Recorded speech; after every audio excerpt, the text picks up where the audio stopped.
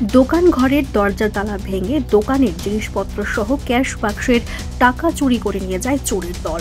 ঘটনা কৃষ্ণনগর সুপারি বাগান এলাকায়। জানা যায়, দোকানের মালিক শফিক বে জানান, প্রতিদিনের মতন শুক্রবার রাতেও তিনি দোকান বন্ধ করে চলে যান। শনিবার সকালে তিনি দোকান খুলতে এসে দেখেন দোকানের সবকিছু লন্ডভন্ড এবং ক্যাশ বাক্সে নগদ 29,000 টাকা উধাও।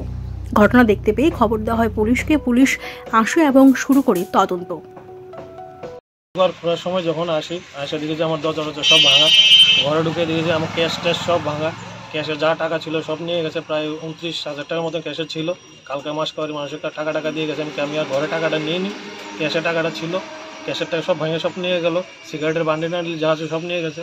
কিছু কসমেটিক্স আছে, দামি দামি আইটেম ছিল, এগুলো নিয়ে গেল। বড় বড় দুধ 1 কিলো 500 দুধ যা ছিল এগুলো সব নিয়ে গেল।